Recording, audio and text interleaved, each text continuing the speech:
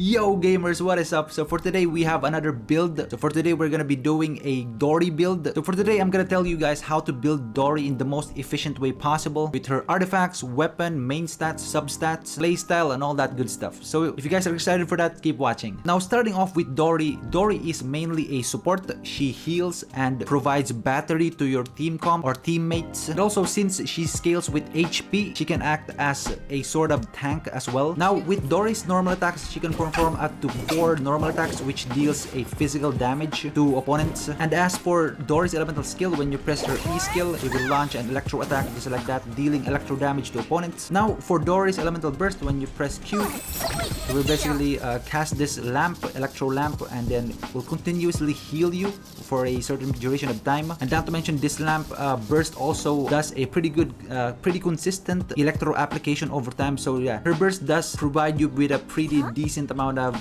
electro application. So yeah, you do have to keep that in mind as well. Now there are 2 viable ways you can build Dori. First one being a full support build as a healer and an electro battery for your teammates. But for me, in my opinion, she shines the most when it comes to being a full support healer and a battery, like I said earlier. Now for the recommended artifact sets, I would recommend the 4-piece Exile for more team battery utility, 4-piece Instructor, which gives your team more elemental mastery, which is heavily reliant on elemental reactions. I would also recommend the 4-piece Noblesse Oblige, which will give an attack buff on her burst. That's also pretty good with a support build. I would also recommend the 4-piece Maiden Beloved when you want maximum healing on Dori's burst. And as for 2-piece sets, I would recommend the 2-piece Tenacity and the 2-piece Maiden Beloved. So yeah, those also will be a viable build for Dori. Now for the artifact main stats and substats that I would recommend. For the main stats, I would recommend energy recharge or HP on the sands. On the goblet, HP percent, and on the circlet, you would either want to go with healing bonus or HP percent. Now I know healing bonus is a lot harder to get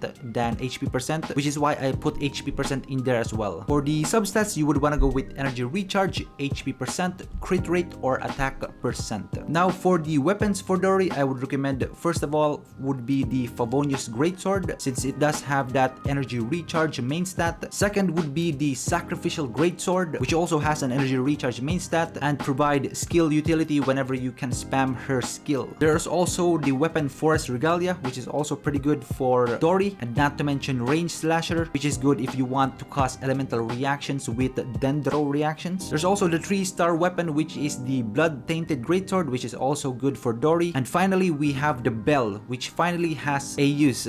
Finally.